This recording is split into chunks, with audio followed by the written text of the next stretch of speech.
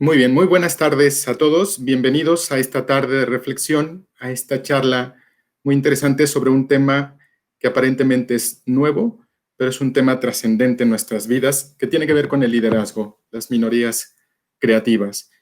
Bienvenidos a nombre de la Universidad Vasco de Quiroga y del Departamento de Formación Institucional. Queremos presentar esta tarde a un gran exponente, Jaime Septién, quien generosamente y desde Querétaro nos va a compartir un tema que va a fortalecer nuestra visión de la doctrina social y nuestra visión que tiene que ver con este liderazgo que tratamos de infundir a los jóvenes. Pero sin más preámbulos y para presentarlo, cedo la palabra al maestro Castellanos, director de la editorial Vasco de Quiroga, quien nos va a hacer el favor de hacer una breve semblanza del maestro Jaime Septién. Muy buenas tardes a todos. Pues es para mí un gusto presentar al maestro Jaime Ignacio Septién, que pues él destaca en su presentación estar casado con Maite Urquiza Guzzi y tener 3 hijos, Francisco, Luisa Elena y Maite. Es licenciado en comunicación por la Universidad Iberoamericana y tiene estudios de doctorado en la Universidad Complutense de Madrid. Es además director de manera principalísima del periódico católico El Observador, el cual pues se inició como tantos proyectos en pequeño y se ha ido extendiendo y logrado un gran avance, que esto es a cierto lado pues como muy meritorio, porque un periódico católico que tenga este alcance pues no es frecuente. También él es el presidente del Consejo del Banco de Alimentos de Querétaro y el responsable en idioma español del portal informativo Aleteia para América Central, México, el Caribe y Estados Unidos. Es autor también de textos de poesía y ensayos. El tema, como ya decía el maestro Augusto, es verdaderamente trascendente, precisamente en una crisis de cultura que estamos viviendo.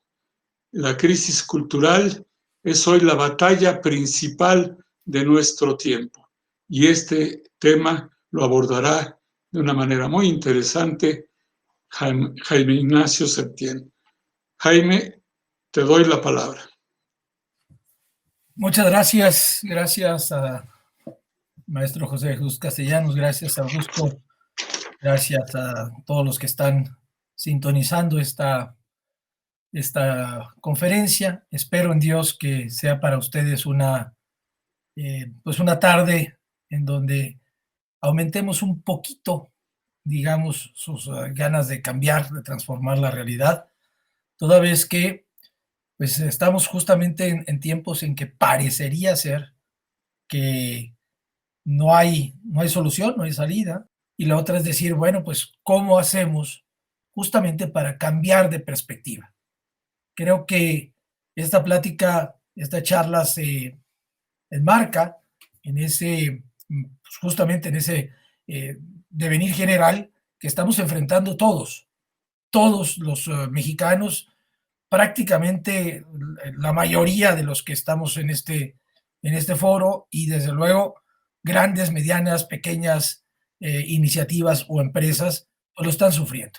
Y tenemos que tener alternativas, no para seguir iguales, sino la gran propuesta de todas las crisis, si sabemos verlas, pues es justamente cambiar el paradigma, cambiar el punto de vista, cambiar las prácticas, cambiar la historia. Empiezo con una frase poderosísima. Esta fue dada por la antropóloga Margaret Mead, que estudió durante mucho tiempo la infancia, la adolescencia, la sexualidad en las islas de Samoa, en el Pacífico Sur.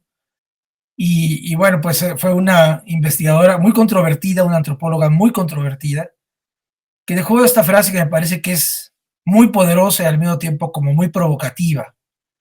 Ella decía, nunca dudes que un pequeño grupo de ciudadanos pensantes y comprometidos, conste que estas son las dos cualidades que está pidiendo esta frase, ciudadanos pensantes y comprometidos, puedan cambiar al mundo. De hecho, y si nos fijamos hacia atrás, son los únicos que lo han logrado.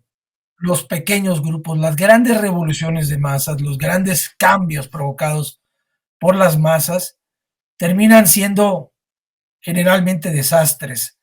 No tengo demasiado lejos a dónde ir, pues pensemos en los grandes cambios en nuestra propia historia, realizados por masas, que nos han costado mucho tiempo poder resarcir o poder restañar. Pero los grandes cambios históricos, los grandes cambios culturales los han realizado pequeños grupos, pero pequeños grupos de ciudadanos pensantes y comprometidos, no encerrados en su esfera de cristal o en su torre de marfil, sino que piensen y que al mismo tiempo se comprometan. Una frase muy poderosa para iniciar esta exposición. La siguiente, por favor.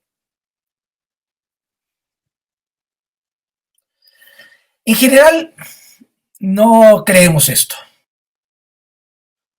Y mejor esperamos durmiendo a que la solución pues venga de fuera, que aterrice, que de alguna forma llegue de algún lado, vaya uno a saber de dónde, y que esta señal pues sea simple y sencillamente la que nos despierte. Esto no es posible, ya lo sabemos por experiencia propia, pero en general pues estamos como adormilados, esperando que alguien más, algún grupo más grande que nosotros, más importante que el nuestro, más decisivo que el nuestro, pues tenga la solución y como una varita mágica la lleve a cabo. Hemos padecido esto en muchas elecciones, tanto estatales como municipales como federales, aquí en México, en donde siempre estamos jugando a la ruleta, yo digo que es a la ruleta rusa, a ver si el que viene es bueno o nos sale bueno. Y la verdad es que pues nos han salido bastante cuestionables algunos de nuestros líderes políticos. La siguiente, por favor. San Benito de Nurcia, este hombre, el cual vamos hoy justamente a tomar de ejemplo y de plataforma, salvador de la civilización occidental, decía, justamente para los que se quedan dormidos o para los que andan amodorrados, los somnolientos gustan de poner excusas. Es decir, los que se quedan dormidos, los que esperan que vengan las soluciones de fuera, los adormilados, los modorros, gustan de poner muchas excusas para no actuar. Y en la siguiente la siguiente diapositiva, pongo algunas de estas excusas que normalmente vamos a hacer creer que pocos no van a ser muchos. Pueden extenderse hasta el infinito. Yo la pongo en 10 excusas. Bueno, primero, aquí ya somos mayores, ¿no? Ya acabamos de estar o ya vamos de salida. Necesitamos sangre joven. Necesitamos jóvenes que vengan aquí a cambiar esto que ya nosotros echamos abajo. Segundo, necesitamos ser muchos. Y aquí somos bien pocos. Tercero, tenemos que hacer ruido para que nos hagan caso. Entonces, pues sacar las cacerolas, sacar el claxon, sacar los coches para tocar el claxon,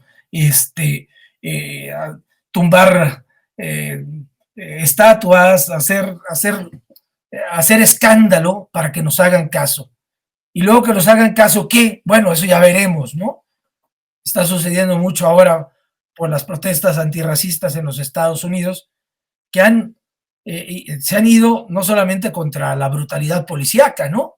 Sino que se han ido en contra de las estatuas de San Junípero Serra, de los generales confederados, de Isabel la Católica y hasta de Miguel de Cervantes y Saavedra, el autor del Quijote, ¿no? Al que califican de bastardo. A la reina Isabel la Católica la califican de genocida, igual que a Cristóbal Colón, etcétera, etcétera.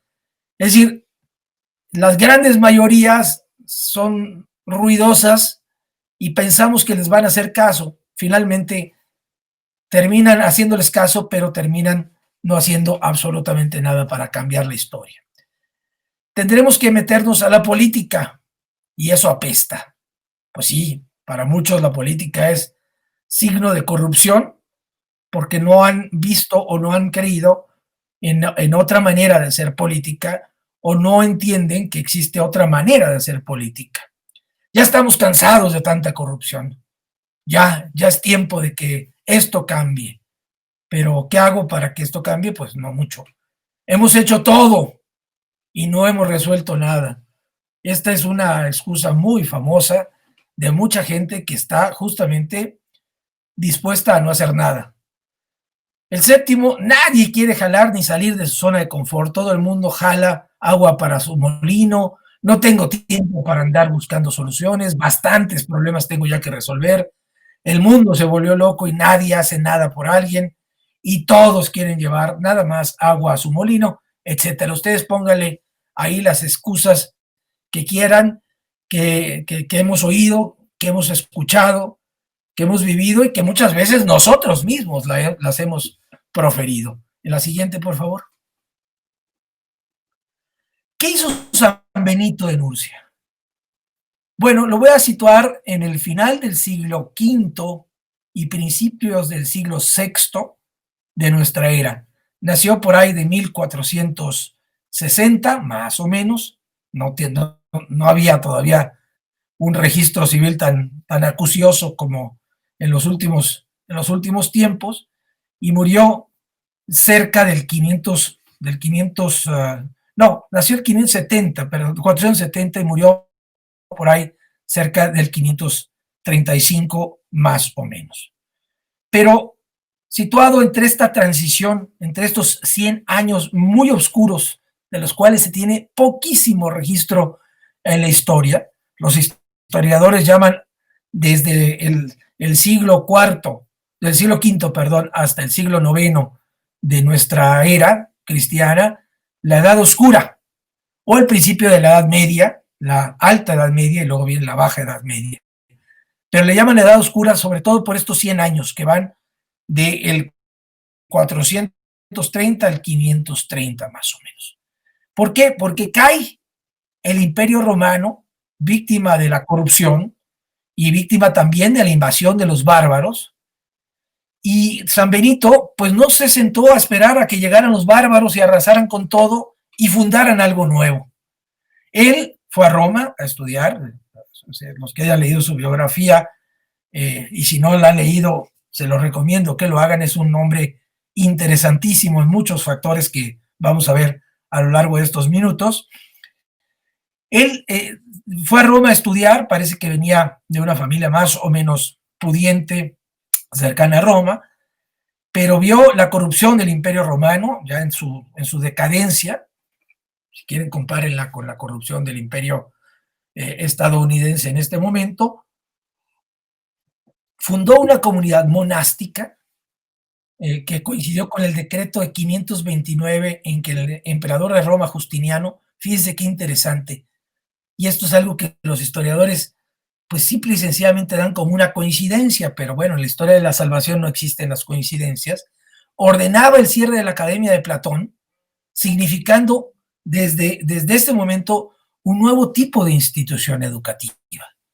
Es decir, la Academia de Platón, pues la fundó Platón, desde luego. Estamos hablando del siglo V antes de nuestra era, IV antes de nuestra era, bueno, V antes de nuestra era, la fundó Platón, y fue la manera como se educaba, se generaba la educación superior en Grecia, y luego en Roma, pues evidentemente Roma tomó, prácticamente copió muchas de las iniciativas y de la filosofía y de las enseñanzas de los griegos, sobre todo en materia educativa.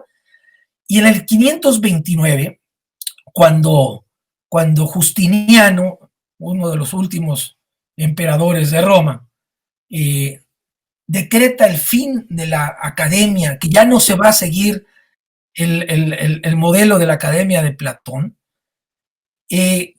San Benito de Nursia funda Montecassino, el gran monasterio de Montecassino, que vamos a ver un poco más adelante, y con esto, a la caída de la Academia de Platón, que era la forma de educar a las clases, a los nobles, a las clases pudientes, tanto en Atenas como en Roma, pues de pronto, sin quererlo, y sin darse cuenta, evidentemente nadie se da cuenta de la importancia que tienen sus actos en el momento que los ejecuta, fundó una comunidad monástica que finalmente vino a ser la salvación de Europa, porque fundó un nuevo tipo de institución educativa. No fue la salvación de Europa, perdón, fue la construcción de Europa.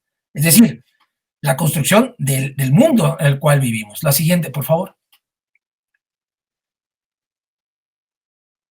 Fundó justamente en el 529, según la tradición, porque tampoco hay acta, no había registro público de la propiedad por aquel entonces, el monasterio de Montecassino, que 1491 años después, hoy 24 de junio de 2020, sigue en pie. Es decir, lleva nada más y nada menos que 1400, claro, no de este tamaño, ¿no? Empezó siendo una pequeña fortificación en un cerro que se llama Montecassino, que ustedes recordarán que en la Segunda Guerra Mundial pues fue una fortaleza que fue brutalmente bombardeada y deshecha prácticamente tanto por las tropas aliadas como por las tropas del eje. Pero el monasterio de Montecassino sigue allí como testigo fiel de la solidez de una fundación que, como todas las fundaciones, pues tuvo momentos de esplendor y gloria, y que tuvo momentos en los cuales, como ahora, pues muchas de estas fundaciones o muchos de estos empresas educativas o muchas de estas organizaciones, pues nos encontramos tambaleantes ante un escenario como el que se nos está presentando. Pero lo que quiero decir es que la fundación de 529 de Montecassino, 1491 años, sigue en pie. Es decir, que no fue, como dicen ahora los políticos, una fundación coyuntural, sino fue pensada como deben de ser pensadas las empresas que nacen de grupos pequeños por el bien y para siempre. La siguiente, por favor. ¿Cuál fue la labor de los monjes de San Benito, de los monjes benedictinos que bueno, no son los primeros que inician la tradición monacal, no son los primeros que inician con el tema del monacato? Antes estaban los cenobitas, etcétera, los padres del desierto, etcétera, pero son los primeros, o sea, San Benito es el primero en fundar una comunidad que al mismo tiempo tuviera la vocación del estudio, ya lo vamos a ver un poquito más adelante, la vocación del estudio, la vocación de la oración y la vocación del trabajo para la comunidad. La labor de los monjes, no nada más de los de San Benito, ya después vinieron las otras órdenes monacales, que bueno, es una historia apasionante, pero ahorita nos llevaríamos prácticamente el tiempo que nos han dado para platicar con ustedes, que me han dado para platicar con ustedes, platicar la historia de la cultura monacal, pero quedémonos con esta idea. La labor de los monjes fue absolutamente decisiva para construir la civilización occidental. Es una labor que finalmente debemos de reconocer, y que muy poca gente, que es fruto, muchos de los sabios y de los grandes escritores y de los grandes pensadores del siglo XXI, pues no tienen idea de que son fruto justamente de esta pequeña minoría creativa que se unió en torno a San Benito. La siguiente, por favor. ¿Por qué fueron decisivos los monjes y los monasterios para construir la civilización occidental? Porque fueron los monasterios benedictinos principalmente, fíjense ustedes qué interesante, los primeros que propusieron una manera de preservar el pasado, ponerlo a disposición del presente para modificar el porvenir. Es decir, fundaron la academia y la universidad tal como la conocemos hoy. ¿Qué hacían los monjes qué hicieron los monjes benedictinos? Todo el mundo ha leído esta historia o ha escuchado esta historia. Bueno, pues tenían una buena cantidad de trabajadores que trabajaban como copistas, es decir, copiaban a mano y de una manera hermosísima. Muchos de ellos eran verdaderos artistas, no solamente de la caligrafía, sino de la gramática, de la pintura en miniatura, de los florilegios famosos, de las letras capitulares, en donde ponían un empeño artístico maravilloso, pero copiaban los textos antiguos, no solamente los textos, digamos, evangélicos, que también le debemos bastante práctica de eso y bastante cimiento de esto a los monjes benedictinos, pero también los textos de la antigüedad clásica, sobre todo de los griegos y de los latinos, y los ponían a disposición tanto de los monjes como de aquellos que iban a estudiar a los monasterios y que eran pues hermanos, no eran ordenados, muchos de ellos no eran sacerdotes, muchos de ellos adoptaban la vida de silencio, de humildad, de obediencia de los monasterios, pero no eran sacerdotes. Es más, se duda que el mismo San Benito de Nurcia haya sido ordenado sacerdote, lo cual pues, pone ahí digamos, en tela de juicio la leyenda negra de que para los sacerdotes y para la iglesia de la Edad Media, pues solamente el saber era para los ordenados y para los puros y para los que pertenecían a ella. Es decir, preservar el pasado, ponerlo a disposición del presente y desde luego, pues poner los cimientos para la investigación, para el desarrollo científico, para el desarrollo tecnológico, para el desarrollo de las artes y de las ciencias en el futuro. La siguiente, por favor. En resumen, los monjes y San Benito no buscaban el saber por el saber mismo, para ganar premios Nobel o para ganar cátedras y para enseñar, sino el saber para encontrar a Dios. Esto es fundamental en el tema de la minoría creativa que fueron los benedictinos, y para poner desde ahorita digamos, la base de que toda minoría creativa tiene que tener un valor específicamente espiritual, no solamente material, sino que tiene que tener un cimiento espiritual. Los benedictinos no buscaban el saber por el saber mismo, para saber mucho, sino el saber para encontrar a Dios. La siguiente, por favor.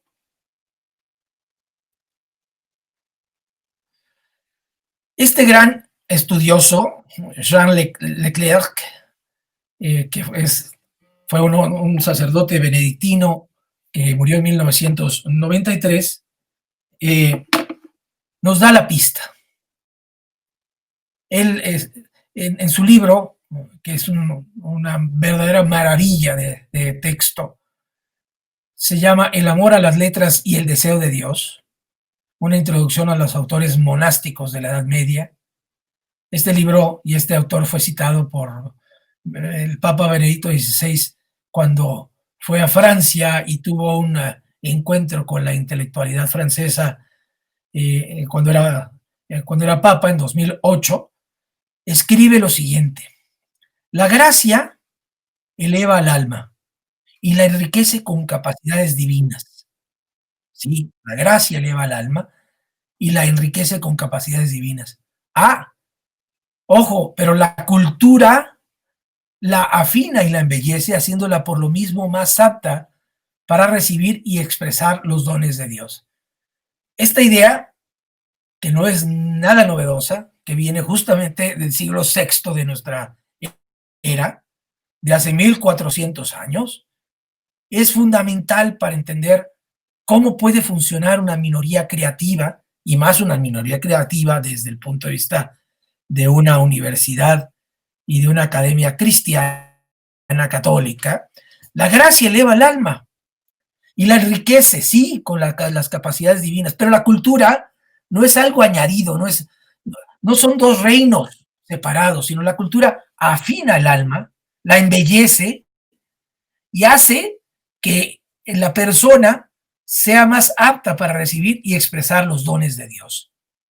San Benito, dice Leclerc, no solo exigía que sus monjes fueran cultos, nos han endilgado la leyenda, pasmosa leyenda negra, y nos hemos tragado, pero completita, de que los monjes eran incultos, atrabiliarios, atravesados, que siempre escondían un secreto inconfesable, que salían por la noche a violar doncellas, etcétera, etcétera.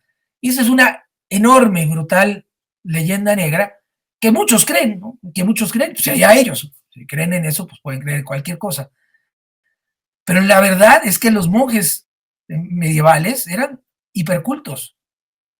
Y desde el punto de vista de San Benito, no solo les exigía que fueran cultos, sino que al instruir primero y organizar después las escuelas, les daba los medios para llegar a hacerlo. Es decir, en pocas palabras, no solamente les pedía que fueran, lean y échenle ganas, ¿no? Sino que puso todos los instrumentos materiales y culturales a su alcance para que adquirieran cultura.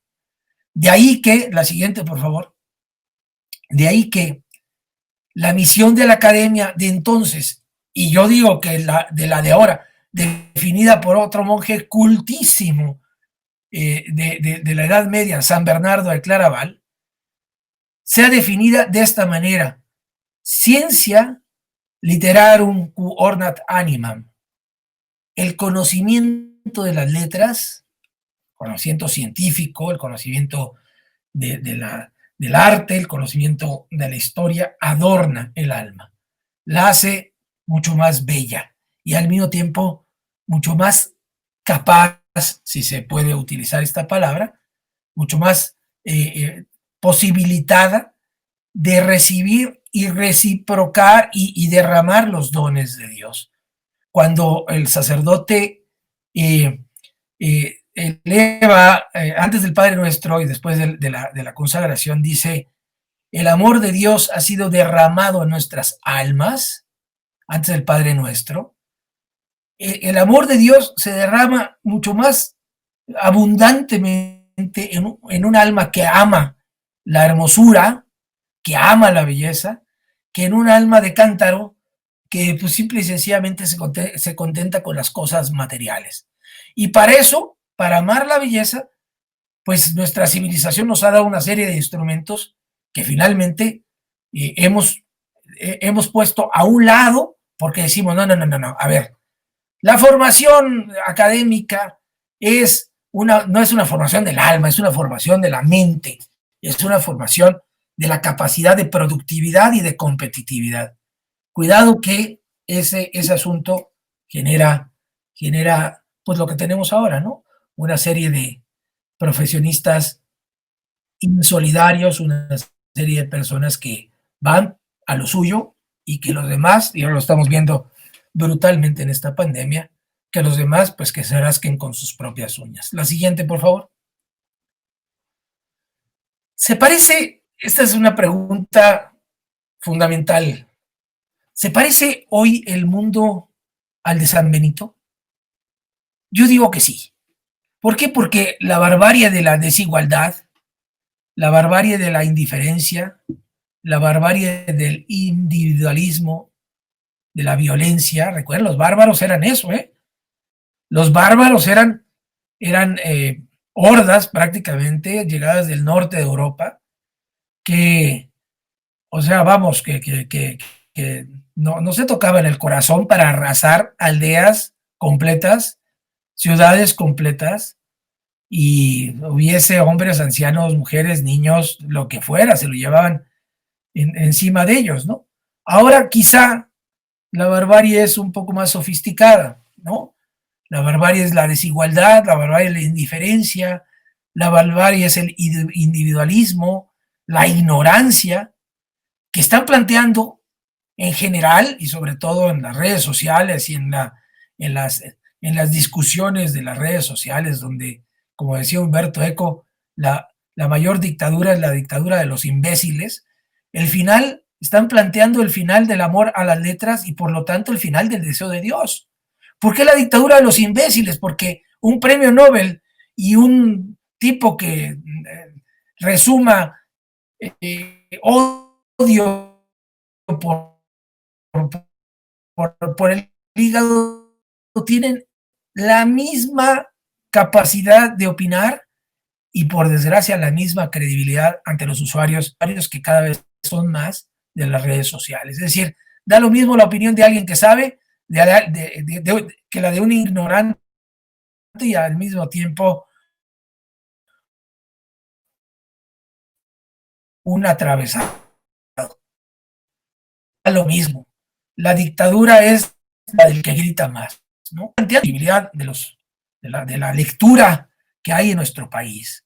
O sea, las tasas de lectura por habitante, por persona en nuestro país, son desgraciadamente íntimas. Hace poco salió, seguramente ustedes vieron un meme de un tipo que llegan sus amigos a su casa, preocupadísimos porque lleva 2 horas sin contestarles el celular, ni el WhatsApp, ni el Instagram, ni nada, nada por el estilo, ¿no? Y llegan con la policía, con etcétera, etcétera, y encuentran a este tipo con algo inusitado en las manos. Un libro. Entonces, ¿qué es eso? ¿Qué tienes en las manos? ¿No? ¿Cómo es posible que 2 horas te hayas apagado tu teléfono celular para ponerte a leer? ¿Estás loco? ¿Necesitas asistencia médica? ¿Qué hacemos contigo? Estamos planteando el final del amor a las letras y, por tanto, quitándole digamos, la segunda parte de la aseveración de San Benito, de que el amor a las letras te lleva al deseo de Dios. La siguiente, por favor. Hay hoy una posibilidad que se llama la opción benedictina. Incluso ya hay un libro por ahí de un autor estadounidense que se llama Rod Deher, que se llama justamente la opción benedictina, y les estoy poniendo justamente la portada de este libro que está en Editorial Encuentro en España. ¿Qué significa hoy la opción benedictina? Bueno, pues este libro, mucho más grueso, desde luego, pero lo resume o lo resumo yo en tres líneas. La construcción de nuevas formas de comunidad y, ojo, de civilidad. La civilidad que es la vida en la comunidad, la vida en la ciudad. Las formas dentro de las cuales, estas formas dentro de las cuales pudiera continuar una vida moral y espiritual. Porque parece ser que en la comunidad en la que vivimos, pues la vida moral y la vida espiritual ya no tienen cabida. Es decir, las decisiones ya no se toman en vista a los valores, en vista a la dignidad de la persona. Se toman, como en los hospitales, que dicen que se tomaban los hospitales en Francia, en Italia, ahora con el COVID-19, y que algunos hospitales de México ya se lo están planteando así, se toman en virtud digamos, de la posibilidad de personas productivas. Los viejitos ya no cuentan en esta sociedad y que son justamente los grandes, como dijera yo, tesoros de vida moral y espiritual. Por lo tanto, estas nuevas minorías creativas o esta opción benedictina es la creación de nuevas formas de comunidad y de civilidad, pero que esas formas preserven la vida moral y espiritual y modos que hagan que la moralidad y la civilidad sobrevivan en una época como la nuestra, de barbarie y oscuridad, que entonces con San Benito se avecinaba y que ahora con esta pues avalancha de la vida virtual y de la vida digital se nos avecina encima. La siguiente, por favor. Una opción que, como la regla de San Benito sigue atrayendo por dos cosas. Porque es sencilla, es decir, se puede vivir, y porque es humilde, porque nos quita ese pecado brutal de la soberbia que traemos muchos de nosotros dentro. La siguiente, por favor. La famosa frase de San Benito, que seguramente ustedes ya la han escuchado, y si no, pues hay que aprendérsela. Ora et labora. Reza y trabaja. Es decir, no solamente decirle Señor, Señor, sino también trabajar para producir por lo que te dignifica y al mismo tiempo para transformar tu entorno y poder ayudar a la comunidad. La siguiente, por favor. Pero casi siempre se nos olvida que la frase de San Benito no se quedaba en el ora et labora, sino también en el estudio, en la lectura, para alcanzar la belleza y para salvar el mundo. Es decir, ora, labora y lee, ora, labora y estudia. Ese es el principio fundamental de San Benito de Nurcia, y ese es el principio fundamental de esta hermosísima e importantísima minoría creativa que fue justamente la fundación de la orden benedictina y de los monasterios en Europa tras la caída del Imperio Romano y frente a la invasión de los bárbaros. La siguiente, por favor. Ya lo decía, su labor fue salvadora. Los monjes benedictinos no solamente fueron copistas y no solamente enriquecieron las bibliotecas y el saber de Europa en aquel entonces, fueron los agricultores, los ganaderos, los artesanos, los industriales, los pioneros en la producción, por ejemplo, los pioneros en la producción de vino, de cerveza, aunque venía de mucho tiempo antes, pero los primeros en la producción de medicinas de herbolaria, las técnicas y los que inventaron las obras de caridad en Europa. Es decir, antes la caridad pues era de alguna manera ejercida por individuos si les salía del alma, pero la caridad de los benedictinos fue fundamental para salvar la civilización europea de los bárbaros bajo la oración y el conocimiento. Hicieron del amor a las bellas letras un deseo de Dios. La siguiente, por favor. Ahora tenemos que esperar rabiosamente otro San Benito. Alasdair MacKinTry, en su libro Después de la virtud, dice: hay muchas similitudes entre la decadencia del Imperio Romano y la decadencia de Occidente. Esta decadencia que estamos viviendo hoy. En ambos, el ideal de la excelencia, tanto al caer el Imperio Romano como en esta decadencia de Occidente, el ideal de excelencia es sobrevivir y sentir. Es decir, pasarla bien y sentir bonito. Es decir, solamente hacer lo necesario para sobrevivir y para tener todo lo que necesito y para sentirme a gusto, para sentirme bien. La nueva fundación es similar a la de San Benito, es decir, esta nueva fundación a través de las minorías creativas, una minoría capaz de generar prácticas relevantes para nuestra época en la que vivir se pueda una plenitud humana y trascendente. Una minoría que genere nuevas prácticas y las podrá generar si vive dentro de ella, algo que le una al destino y sea capaz de comunicarlo. Es decir, y lo vamos a ver un poquito más adelante, no se trata de aislarnos y meternos en una burbuja y decir somos los puros, sino que somos una minoría que estamos comprometidas para generar nuevas prácticas, vivirlas, unirlas al destino de todos y comunicarlas. La siguiente, por favor. Hoy se trata de generar minorías creativas como las que pensaba también el Papa Benedicto XVI. Yo diría que normalmente, decía el Papa Benedicto XVI, son las minorías creativas las que determinan el futuro.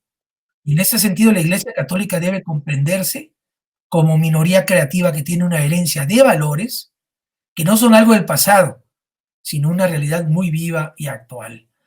Benedicto XVI fue un extraordinario defensor justamente de la herencia espiritual y de los valores de la Iglesia, no como algo bonito que se veía allá atrás y que vivían nuestros ancestros, ¿no? A lo mejor hasta nuestros abuelos, que algunos de ellos, pues más ahí en Michoacán, ¿no? Pues algunos habrán participado, o los bisabuelos, en la cristiada, ¿no? Ahí en Calcomán, o qué sé yo, en Jacona, o en Zamora, o donde fuese, ¿no? No, es una herencia de valores que no son algo del pasado, sino que son una realidad muy viva y muy actual. La siguiente, por favor. El mismo Papa Benedicto XVI decía que las minorías creativas son comunidades de trabajo que se fundan y dinamizan a través de los valores que postulan y las virtudes que viven. Son núcleos de amistad, eso es fundamental, de trabajo, de apostolado, que no se diluyen por el entorno, que son capaces justamente de iluminar y proponer al mundo una nueva manera de vivir.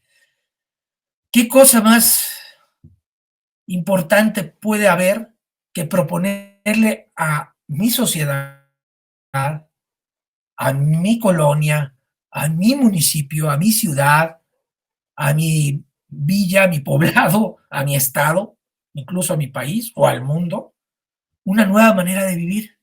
Es decir, que sí se puede vivir de esta manera, compartiendo valores, compartiendo la vida espiritual y generando una transformación cultural que realmente pueda germinar en otros ámbitos. La siguiente, por favor. Miren ustedes que esta es la primera minoría creativa. Fueron 12 y uno se cayó del cartel. Después lo reemplazaron, pero esta es la primera minoría creativa. Es decir, 12 pescadores, quizá algunos agricultores modestos, artesanos, judíos, que iniciaron la gran revolución, que partió la historia en dos y que para nosotros, y que prácticamente para la mayoría de los seres humanos, pues son justamente los que iniciaron la nueva era, no el New Age, sino la nueva era de la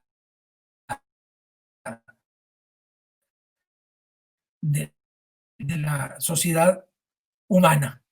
A releer este famoso libro, este famoso intercambio de artículos que vivieron el autor ateo, bueno, no ateo, agnóstico, Umberto Eco, y el cardenal, los dos ya han fallecido, el cardenal de Milán, Carlo María Martini.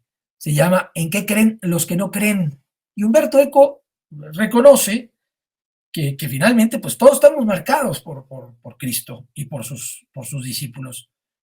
Es decir, todos estamos marcados por esta minoría creativa que tuvo, como vamos a ver en la siguiente diapositiva, si la pasas por favor, Augusto, que no se encerró en un gueto para construir la sociedad de los puros. Fíjense que ustedes que antes de Pentecostés, antes de la llegada del Espíritu Santo,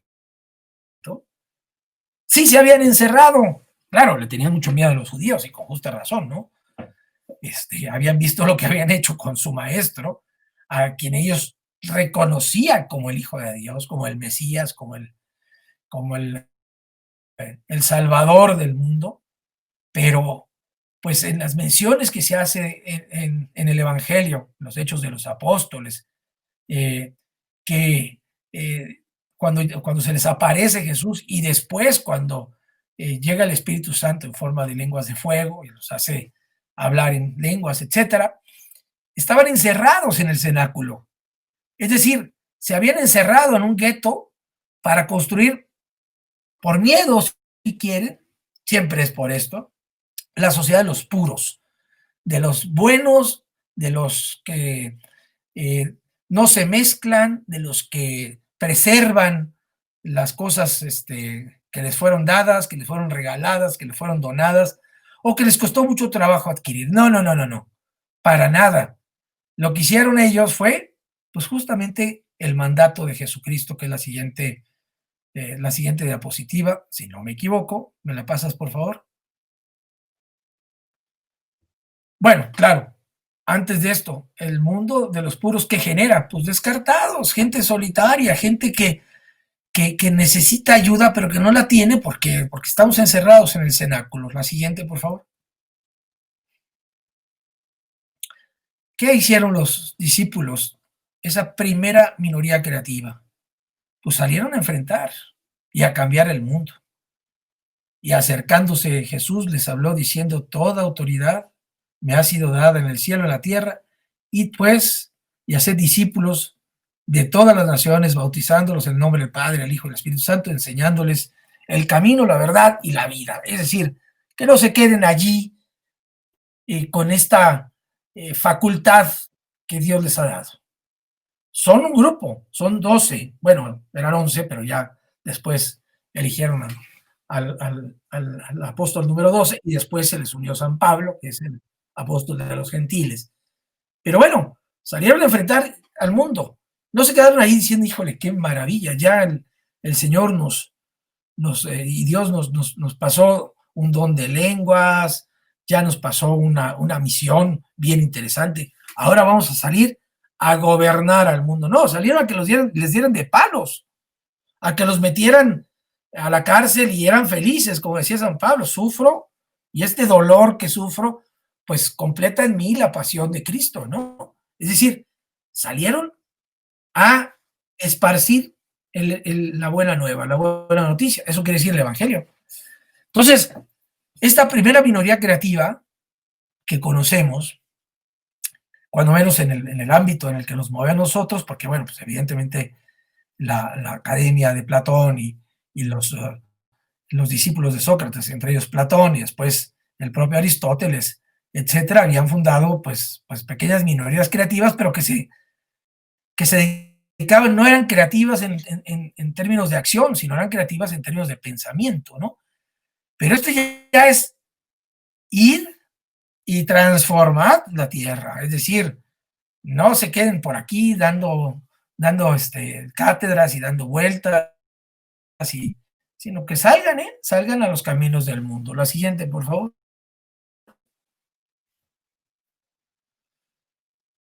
Trabajar en equipo, concertando una misión común y concretando una misión común. Es decir, muchos aislados hacemos poco, pero pocos unidos hacemos mucho. La siguiente, por favor. Se trata de transformar la realidad, sí, pero para eso, ojo, hace falta sembrar. Y sembrar profundo, como veremos en la siguiente diapositiva. Porque si se siembra profundo, pues más alto va a crecer el árbol. Es decir, mientras más alto sea un árbol, más hondas sus raíces tiene. La siguiente, por favor. Y esto es muy importante. Hay que estar ahí en el momento de iniciar la carrera, porque si todo lo pasamos, decía el escritor checo Franz Kafka, decía una frase que es, digamos, que duele. Dice: todos los seres humanos al llegar a la edad adulta y en la juventud también, nos convertimos en unos artistas, sí, pero unos artistas de la postergación. Postergamos hasta que la cosa, pues ya no es posible. Y decimos: oye, yo tenía muchas ganas, ¿no? Tenía muchas ganas de trabajar en equipo, tenía muchas ganas de hacer cosas, pero pues se me fue quitando las ganas. ¿Por qué? Pues porque nunca estuve en el momento adecuado, en el lugar adecuado para iniciar la carrera. O como decía la siguiente diapositiva, por favor, esta escritora que les recomiendo muchísimo que lean, es una escritora católica,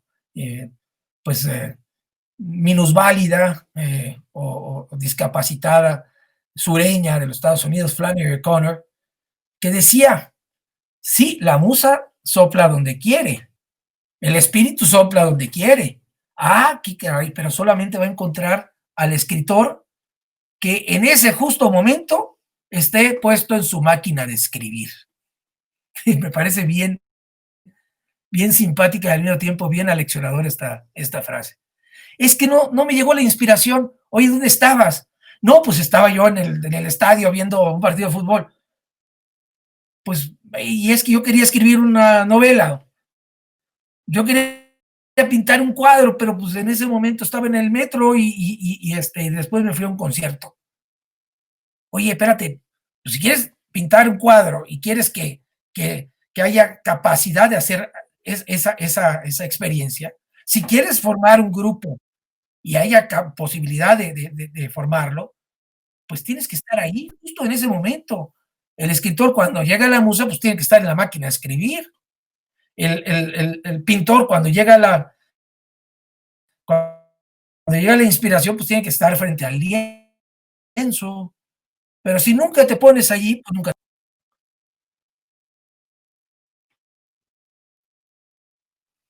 ¿Te gustó?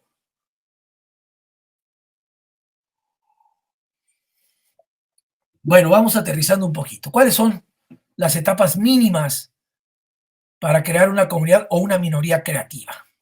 Primero, tener un don. Si yo quiero construir un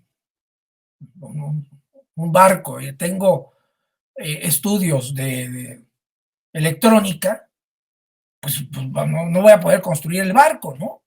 O soy agricultor y quiero escribir un poemario, pues lo que voy a hacer es, digamos, no digo que los agricultores no puedan hacerlo, pero si no tengo ese don y no tengo digamos, esa, no especialidad, esa capacidad pues simple y sencillamente no voy a poder hacer lo que quiero hacer. Pero si tengo ese don, por ejemplo, ver por los demás, lo acojo y soy receptivo con mi entorno, puedo empezar a crear junto con otros que tienen un don parecido, que lo acogen y son receptivos con el entorno, percibiendo atentamente la realidad que me rodea. Yo siempre me ponía muy enojado cuando en mis clases de probabilidad estadística en la Universidad Iberoamericana me ponían ejemplos para hacer ejercicios con el peso y la altura de los estudiantes de una universidad en Wisconsin. A mí qué me importa la Universidad de Wisconsin, ¿no? Mejor póngame a trabajar sobre temas que tengan que ver sobre evaluación de la pobreza en Xochimilco, ¿no? Que está pues más cerca de mi realidad, ¿no? O pónganme a trabajar sobre cuestiones de pobreza urbana en la colonia campestre Churubusco, que es donde estaba la Universidad Iberoamericana, pero no me pongan a hacer ejercicios sobre el peso y las capacidades de tracción de los estudiantes de high school de Wisconsin, ¿no? Pues me parece verdaderamente espantoso, ¿no? Siempre nos saltamos esto, ¿no? Percepción atenta de la realidad, de mi realidad, no de la realidad de otros, de mi realidad. Después madurar la intuición con paciencia. Es que no sale nada. Ya llevamos 2 reuniones y no aparece nada. No aparece nada. A ver, Usain Bolt no ganó los 100 metros planos tantas veces y no bajó el récord mundial a 9.4 segundos de los 100 metros en la primera o la segunda o la quinta o la 10ª carrera que corrió, ¿no? O sea, lo ganó al 10º año que empezó a correr. Es decir, yo tengo la intuición, tengo el don, conozco la realidad, pero no tengo paciencia. Olvídalo, no vas a hacer nada. Preparar los anteriores pasos para cuando se abra el horizonte. Pues sí, o sea, yo quiero cambiar al mundo, pero lo quiero cambiar ahora. Oye, pero tú estás en segundo de prepa o en primero de universidad. Sí, pero no. Oye, pero, a ver, ¿ya viste cuál es el horizonte que quieres cambiar? Sí, quiero cambiar los medios de comunicación. ¿Y cuándo se ha abierto el horizonte? Prepárate con lo anterior para cuando se abra el horizonte y seas capaz de poner en práctica tus principios y enfrentar la intuición creativa con el mundo y ver si es capaz de transformarlo. Es decir, tengo el don, lo acojo, soy receptivo con mi entorno, tengo una percepción atenta de mi realidad, maduro la intuición, soy paciente, doy los pasos necesarios cuando se abre el horizonte, pero resulta que lo que yo traía en mente con mi grupo, o traemos como grupo en mente, pues simple y sencillamente no transforma nada, ¿sí? Y entonces tengo generalmente dos salidas. Una, decir, no hay nada que hacer y adherirme al mundo y dejar de transformarlo. O la otra es tirar el arpa y dedicarme a otra cosa. Pero la última que siempre estamos pensando es, si esto no sirvió, vamos por otra. Como decía Aníbal, el famoso general romano, pues si no hay camino, porque le decía, iba a cruzar los Alpes, y le dijeron, general, no hay camino. Ah, caray, pues si no hay camino, ¿qué vamos a hacer? Pues lo construimos. Ah, pues sí, lo construimos, pero la mayoría de nosotros, cuando ya tenemos todo esto y vemos que no es capaz de transformar el mundo, decimos, o no servimos nosotros, o no sirve el mundo, y ahí nos vamos a otra cosa. La siguiente, por favor.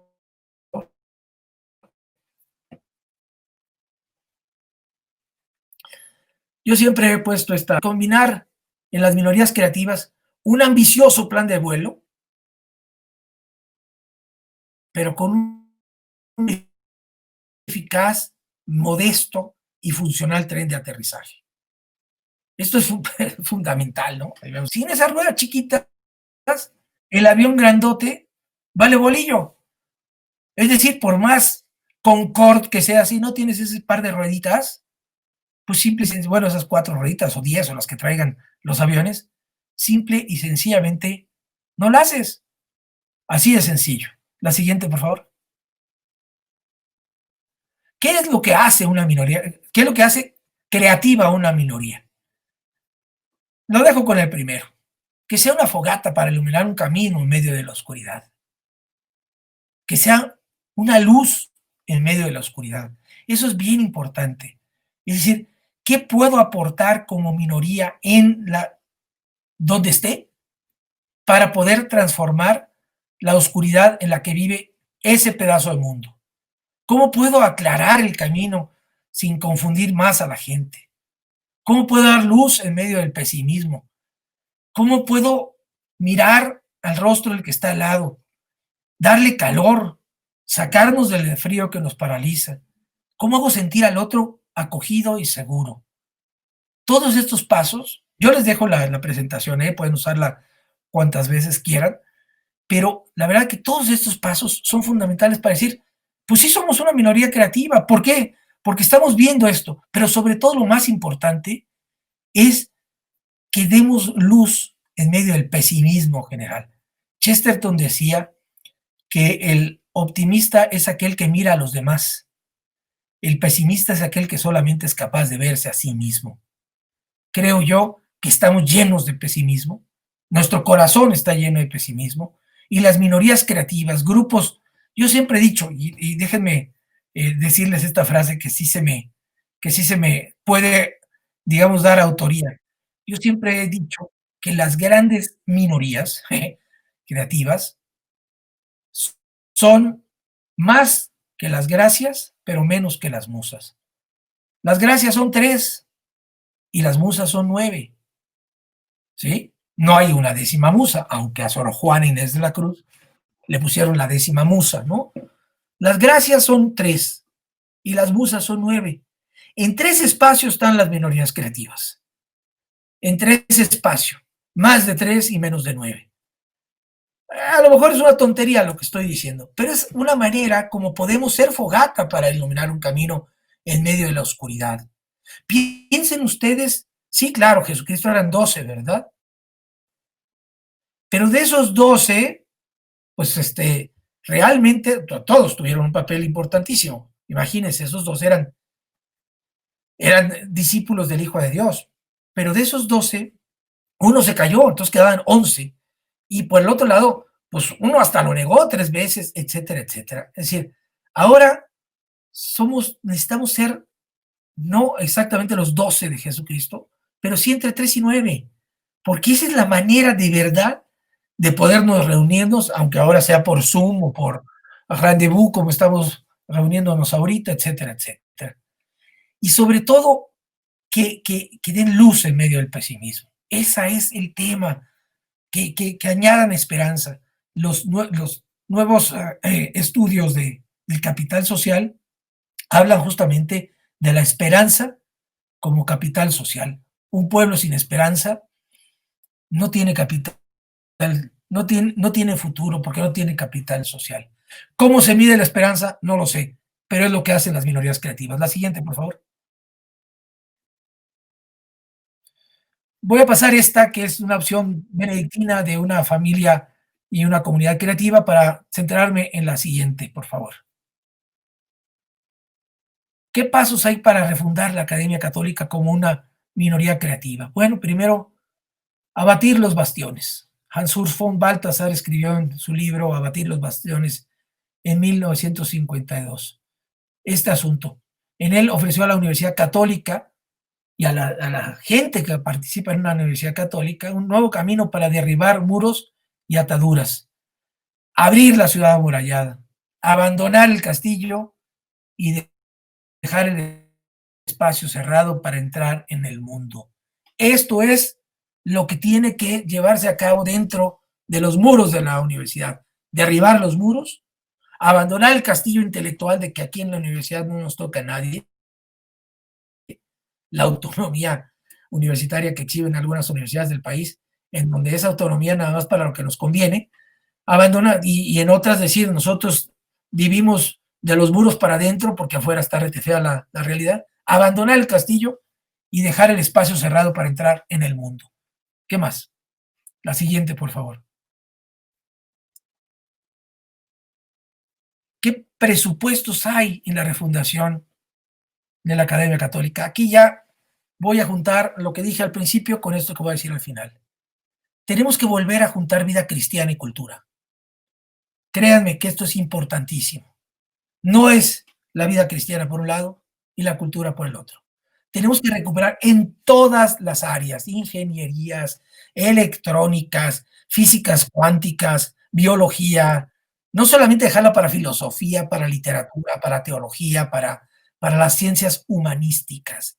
Recuperar en todas las áreas el valor de la lectura, el conocimiento de la música, el aprecio de la belleza. La palabra de Dios, la cultura, ponen en el espíritu el apetito de una felicidad que será satisfecha en la eternidad, dice Jean Leclerc. A ello tenemos que aunar un conocimiento profundo de la realidad. Don Luigi Giussani, el creador de la Comunidad de Comunión y Liberación, decía que educar es introducir a la persona en la realidad. Si nosotros logramos introducir a la persona en la realidad en la academia, y la persona es dócil a eso, es capaz justamente de transformar el mundo a través de minorías creativas. Y también debemos de arriesgar y proporcionar a grupos y personas libres las herramientas para derribar los muros, para generar el aula sin muros. ¿Por qué? Otra vez decía Giussani, educar es un riesgo. Sí, tenemos que educar a la gente con el riesgo de que se nos vayan de la mano, con el riesgo de que sean libres y al mismo tiempo con el riesgo de que puedan hacer acciones que nosotros ni siquiera somos capaces de imaginar. Es la perfecta libertad. La siguiente, por favor. Finalmente, la fe como salvación y las bellas letras como el camino. Hay una polémica muy famosa entre dos historiadores, Spengler y Toynbee. Spengler, en su libro de la decadencia de Occidente, dice: las civilizaciones son como organismos vivos. Nacen, crecen, se reproducen y mueren. A Occidente no nos queda más que la muerte o administrar la decadencia. Cuando uno ve a personas como Jair Bolsonaro, como Donald Trump, como otros que están por aquí, parecería ser que a Occidente nos queda nada más administrar la muerte, administrar la decadencia. Es decir, que lo que tenemos no lo cambiemos por nada del mundo. Es más, yo oigo ahora a mucha gente que dice, cuando recuperemos la normalidad, cuando volvamos a vivir como antes, si esta pandemia no nos hace entender que no podemos vivir como antes, pues es que no entendemos nada de la pandemia, ¿no? Digo, si salimos con vida y todo este asunto, Dios así lo quiera, pero nos han hecho creer, esa es la tesis de Spengler, que una civilización pues es como una persona, nace, crece, se reproduce y muere. Y en cambio, Arnold Toynbee, en su estudio de la historia, A Study of History, acepta que las civilizaciones, si son algo vivo, ojo, pero no determinado. Para Toynbee, y no era justamente un pastor religioso, el factor religioso proporciona esperanza. Por eso es tan importante la labor creativa de las universidades cristianas y de las minorías creativas cristianas, porque nosotros tenemos el factor esperanza. Y la esperanza desata respuestas humanas creativas que tienen lugar en minorías, no en la soledad de la masa. En su estudio de la historia, Toynbee reconoce justamente que el factor religioso es el fundamental, como lo decía también Benedicto XVI en una diapositiva anterior, como lo decía el propio Alasdair MacIntyre. Hay una comunidad de valores espiritual y de virtudes reales que son las que hacen a la humanidad creativa, no unos robots, y que tiene lugar en minorías y no en la soledad de la masa. La masa, ya lo dije hace un momento, hace mucho ruido, pero genera cero cambio social. La siguiente, por favor. Voy a proponer 6 o 7 cosas muy sencillas. Primero, volver a la lectura de los clásicos, aunque sea en versiones condensadas. Volver a la lectura de los clásicos.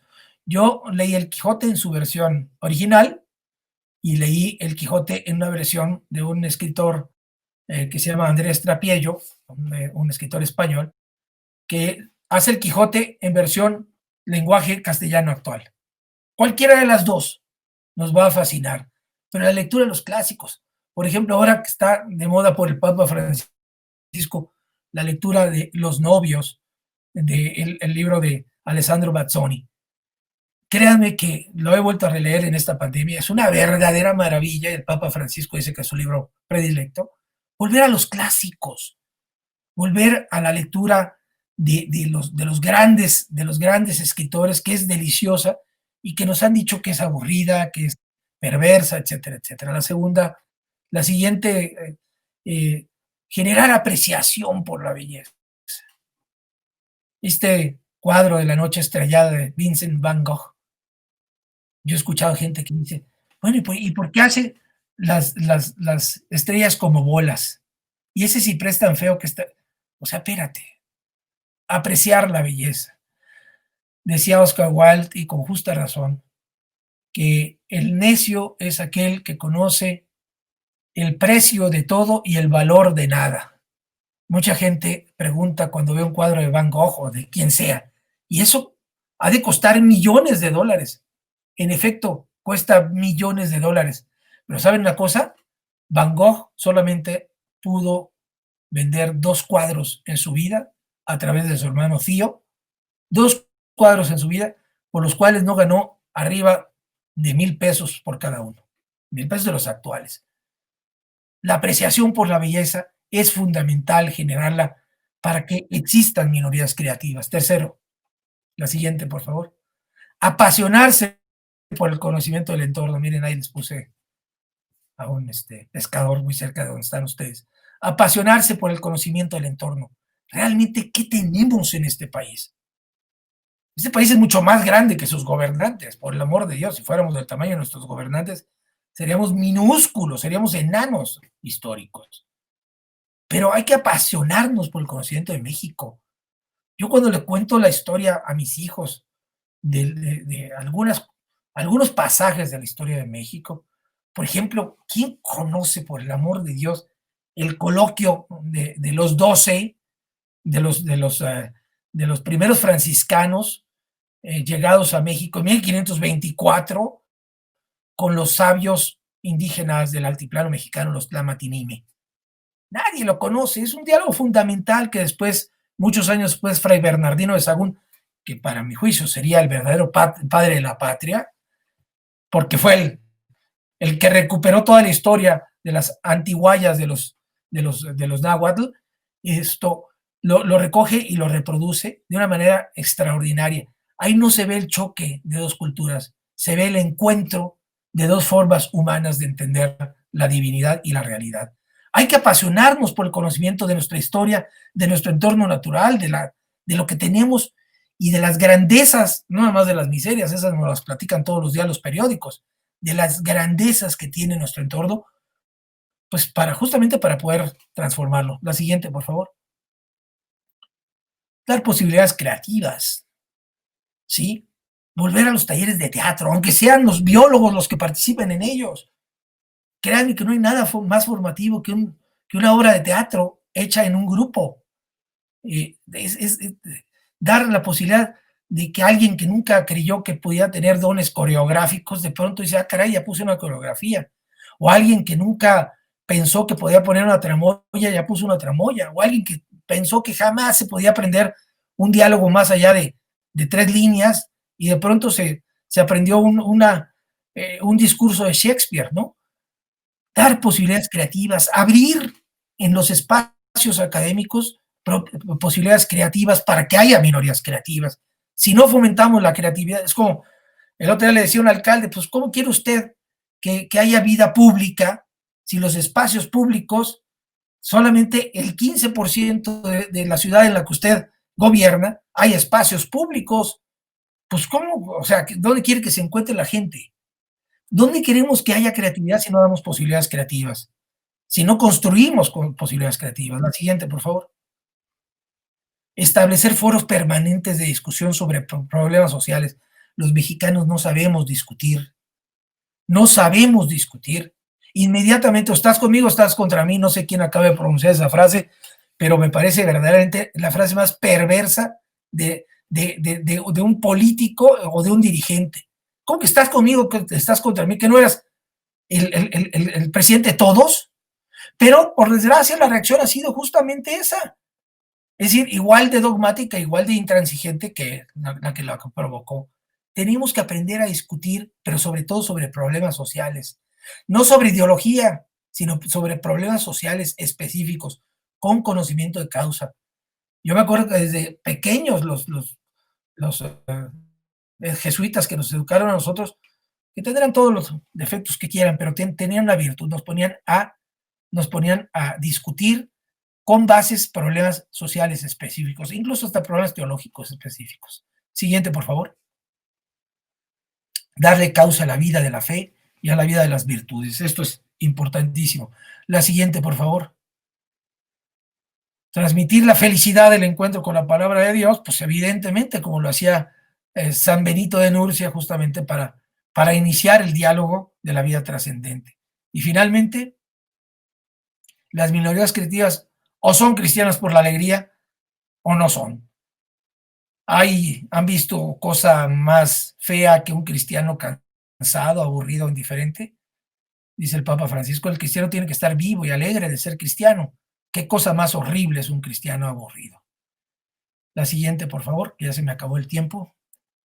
Finalmente, ¿qué hace una minoría creativa?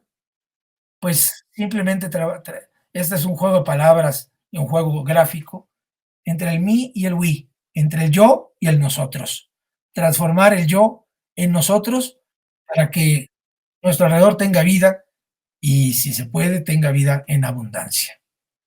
Esto es lo que he preparado. No recuerdo si hay todavía alguna otra diapositiva más, pero aquí quedamos, aquí terminamos, porque hagan lo que hagan, trabajen de buena gana, como para el Señor y no como para nadie en este mundo, conscientes de que el Señor le recompensará con la herencia. Ustedes sirvan a Cristo el Señor y así vamos a servir a nuestros semejantes.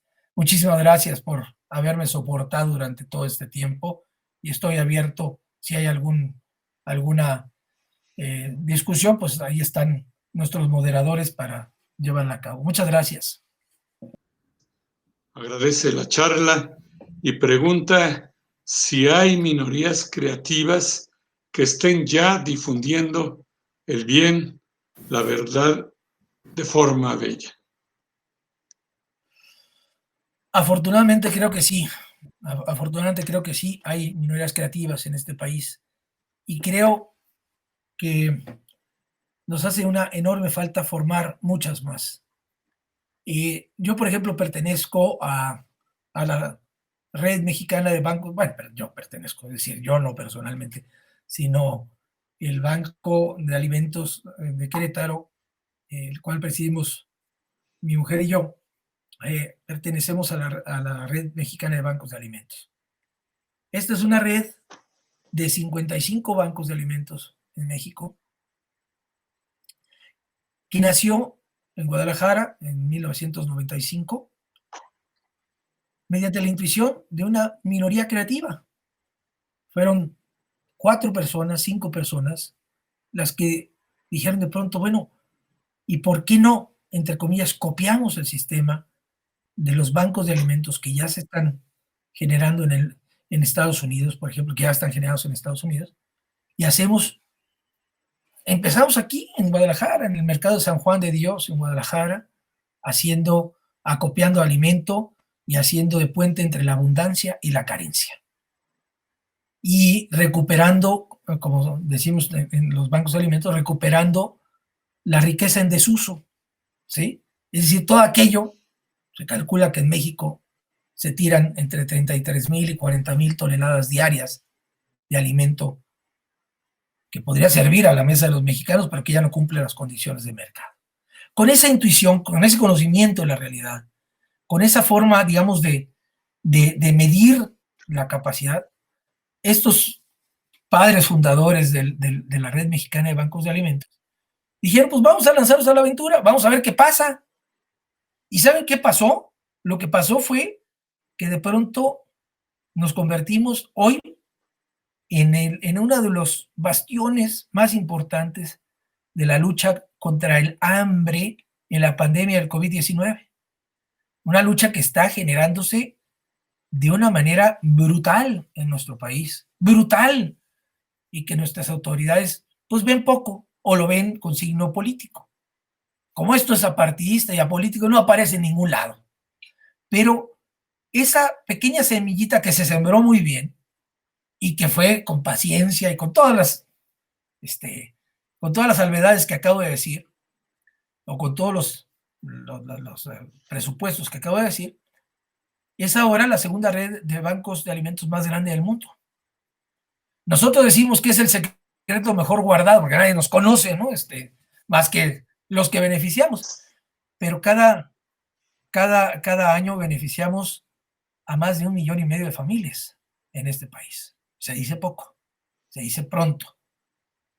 Pero, y aparte son nuestros socios, porque jamás les pisoteamos la dignidad, etcétera, etcétera. Pero somos ya la segunda red más grande de bancos de alimentos del mundo, solamente después de Estados Unidos, que es un país 3 veces mayor que México. Entonces, estamos por arriba de países muy grandes, estilo Brasil, etcétera, etcétera, que nació de una minoría creativa. Y así les puedo platicar varias más, porque bueno, durante estos 25 años que hemos estado en este movimiento, nos hemos conocido también y fundado muchas otras cosas. La Fundación Merced en México, por ejemplo, pues nació de una donación de unos cubanos, de una fábrica que se llama de chocolate La Cubana, que eran 3 hermanos, no tuvieron familia y dejaron a unos contadores, a los contadores Parás y asociados, les dejaron, pues ahí, hagan lo que quieran, vendieron todo y les dieron esa cantidad de dinero, y ellos en lugar de meterla al banco y vivir de los intereses, lo pusieron a dar a aquellas instituciones que hacían el bien, pero que nadie absolutamente les daba dinero para su gasto corriente, ¿no? Para su gasto corriente, es decir, para orfelinatos, etcétera, etcétera. Todo el mundo dice, ay, sí, qué bonito lo que haces, mira, te voy a dar para que le pongas una cuna o porque compres cunas. Oye, pero necesito pagar a mi gente. No, para eso sí no te va a dar dinero, ¿no? Y la Fundación Merced ahorita atiende en México más de 500 organizaciones no gubernamentales, asociaciones civiles y APs, con una herencia de una gente llevada a cabo, o sea, que no se la dieron a sus gatos, ¿no? Se la dieron a su perro, ¿no? Sino, o la dilapidaron ahí en sus primos botarates, ¿no? Sino que se le dieron a una organización que no tenía nada que ver, eran una serie de contadores y de pronto dijeron, ¿qué hacemos con esto? Pues vamos a hacer una fundación que sea por el bien y para siempre, como dije hace un momento. Y eran 3 personas. Entonces, así hay muchos ejemplos históricos de algo que ya está funcionando y que podemos hacer en nuestros ámbitos personales, grupales, pequeños de trabajo, ¿no?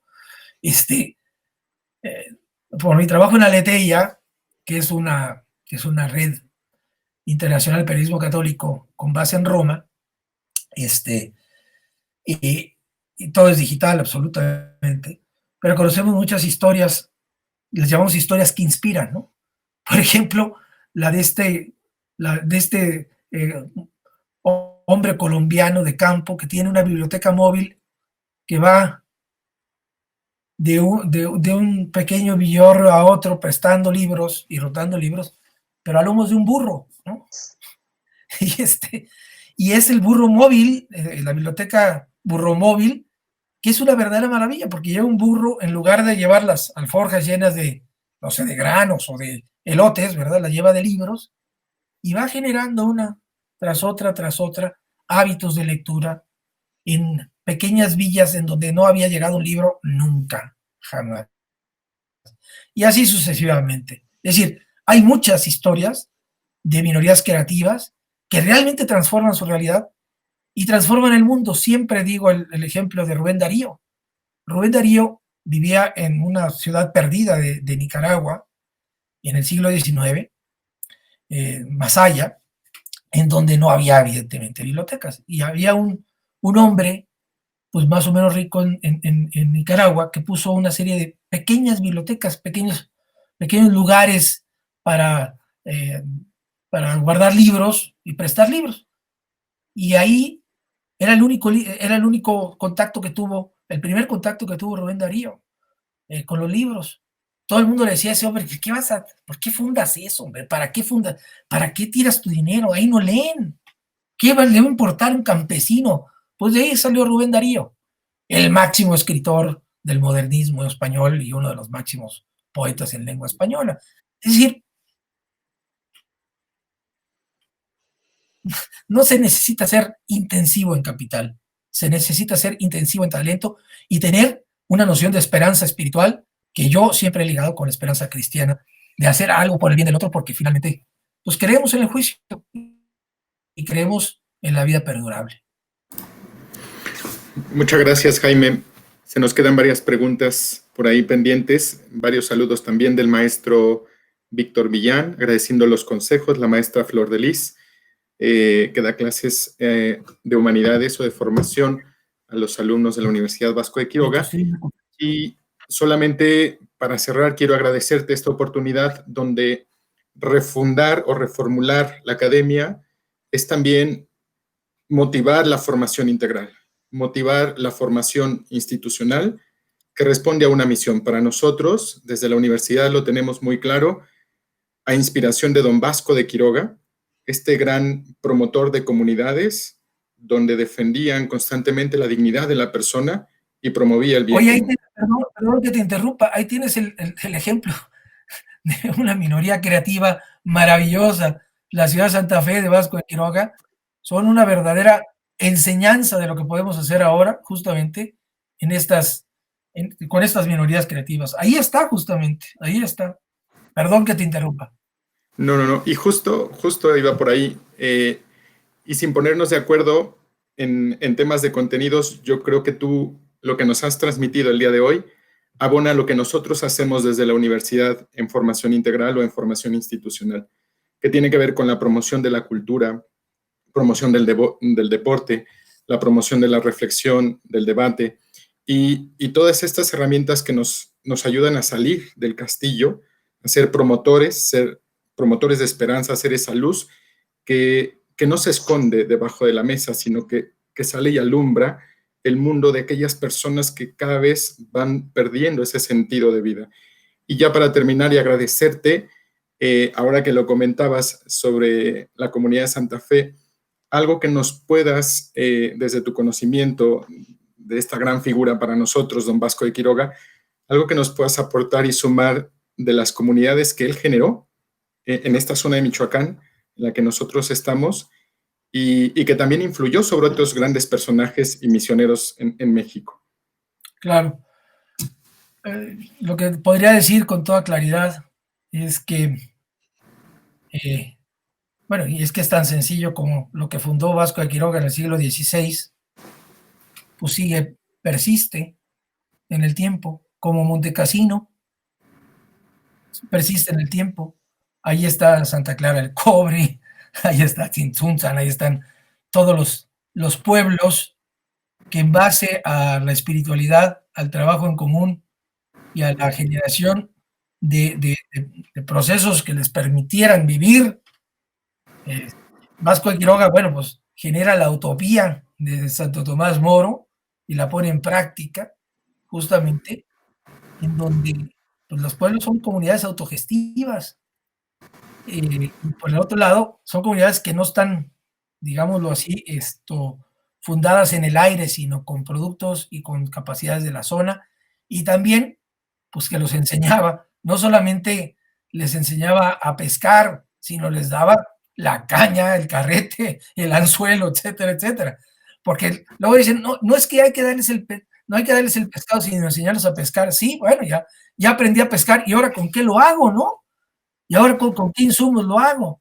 Pues no, fíjate que Vasco de Quiroga, y por eso, hasta el momento, estas comunidades en Michoacán, pues siguen la vocación que les generó una identidad comunitaria sembrada por Vasco de Quiroga. Yo creo que ese es el mejor homenaje que se le puede hacer a alguien que llegó digamos, como oidor de la segunda audiencia y venía aquí a desfacer en tuertos, ¿no?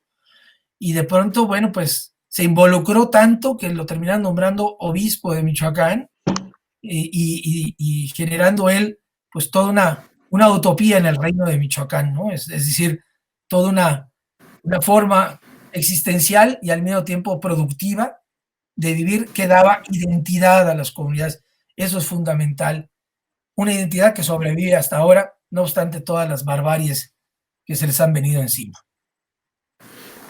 Muchas gracias, Jaime. Gracias por este tiempo y gracias por iluminar un poco nuestro caminar a través de la academia, a través de la formación que tratamos de infundir, de transmitir a los alumnos, sobre todo formando esos testigos, ¿no? Profesores, personal de la universidad que quiere ser un reflejo para los alumnos en este caminar de proponer ese entusiasmo por generar esa esperanza que proviene de un centro claro para estos grandes personajes de los que nos has hablado, que es sin duda Jesucristo. Quiero agradecer también al maestro Castellanos, al Centro de Medios, gracias Pepe, gracias también a Daniel en las redes sociales, y pues esta es tu casa. Agradezco a todos los participantes, a los jóvenes alumnos, incluso de otras universidades que también nos estuvieron siguiendo, y al personal de la universidad, a incluso algunos sacerdotes que también estuvieron al pendiente de esta transmisión. Muchas gracias, Jaime, y gracias por todo, por esta enseñanza. Muchas gracias a todos. Hasta pronto. Hasta pronto.